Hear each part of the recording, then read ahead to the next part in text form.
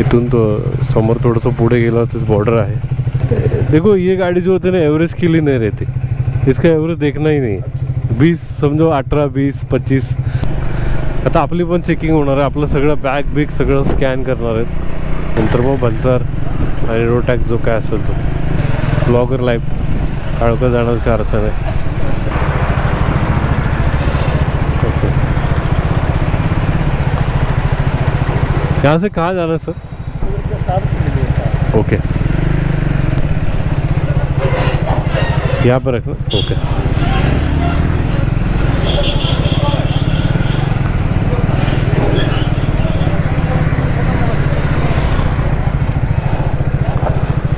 Sir कहाँ पे check करना? यहाँ पे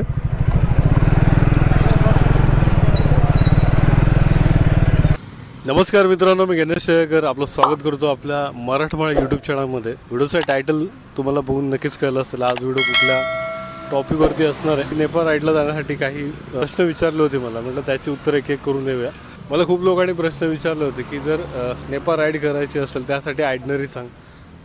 आयडनरी सांगायची म्हटली तर मला एकच गोष्ट सांगायची, तुमच्या नियरेस्ट जे बॉर्डर आहेत जे जिथून तुम्ही राहत असाल तिथून तुम्ही गुगल मॅपचं जे लोकेशन आहे 4 ते 5 बॉर्डर आहेत ते तुम्ही लिंक डिस्क्रिप्शन बॉक्समध्ये भेटेल जाऊन तुम्हाला, ते जाऊन तुम्ही चेक करा, गुगलवर चेक करा तुमच्यापासून किती लांब आहे, त्याप्रमाणे तुम्ही प्लॅन करा की तुम्हाला कसं जाता येईल। आणि जेव्हा तुम्ही नेपाळची बॉर्डर क्रॉस करता त्यासाठी काय करावं लागतं हे खूप महत्त्वाचं आहे। ते काय तुम्ही बॉर्डरपर्यंत पोहोचून जाल कसं, पण जेव्हा तुम्ही बॉर्डर क्रॉस करता इथले आर्मी जे आहेत पहिले भारतातले आणि तिकडचे नेपाळचे तुमची बॅग चेक केली जाते। त्यात बॅग जर बॅगेमध्ये तुमच्या जर ड्रोन सापडलं की अजून काय गोष्टी सापडल्या जप्त केल्या जातात, ही गोष्ट लक्षात ठेवा। आणि जेव्हा तुम्ही बॅग चेक करून जाता तर एक महत्त्वाची गोष्ट म्हणजे भन्सार बनावं लागतं। आता भन्सार काय असतो, जसं की आपला पासपोर्ट असतो तर पासपोर्ट आहे समजा, आणि त्याची जी प्राईज आहे म्हणजे एका दिवसाचे 200 रुपये घेतल्या जातात नेपाळी रुपीजमध्ये। असे 7 दिवसाचा भन्सार भेटतो। त्यात तुम्ही तुमची राईड प्लॅन करा, जर 7 दिवसाची असेल तर त्याच्यात झालं तर बेटर आहे, पण माझं सजेशन असं आहे की तुम्ही 7 दिवसाच्या वरती काढा, म्हणजे 15 दिवसाचं काढा, जेणेकरून तुम्हाला तुमचे जर प्लॅन काय इकडे तिकडे झाला तर तुम्हाला मॅनेज करता येईल। पण 7 दिवसाच्या वर जर तुमचं भन्सार संपलं समजा आणि तिकडच्या पोलिसांनी तुम्हाला पकडलं तर याची जी फाईन आहे प्रत्येकी 700 ते 800 रुपये घेतात। आणि प्लस जे तुमचं परमिट वाढवायचं असेल, आता समजा याचे 200 रुपये तर ते 400 ते 500 रुपये घेतले जातात, ही गोष्ट लक्षात ठेवा। त्याप्रमाणे तुम्ही प्लॅन करा, आयडनरी काय तुम्हाला कुठे जायचं त्याप्रमाणे तुम्ही प्लॅन करा।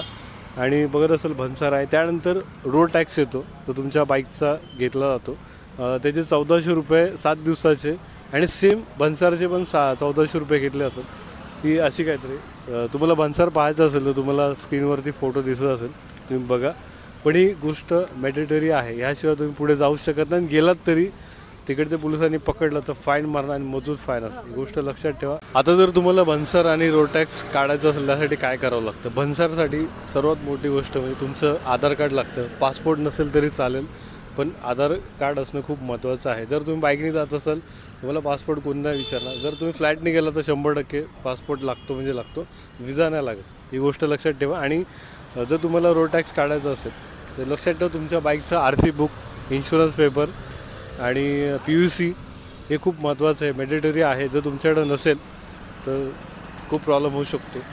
आता ते ऑनलाईन ते डिपेंड आहे तिकडच्या गव्हर्नमेंटवरती, ते काय तुम्हाला मदत करू शकतील, पण माझं सजेशन आहे की सगळं ओरिजिनल घेऊन जावा, जेणेकरून तुम्हाला काय त्रास होणार। आणि महत्त्वाची गोष्ट, तर तुम्हाला काही माहिती नसेल हे कसं करायचं ते एक एजंट घ्या, एजंट तुमची सगळ्या गोष्टी सोप्या करून टाकेल। मी पण एजंट घेतला होता, तुम्ही स्क्रीनवर पाहत असाल, त्यांनी खूप हेल्प केली मला।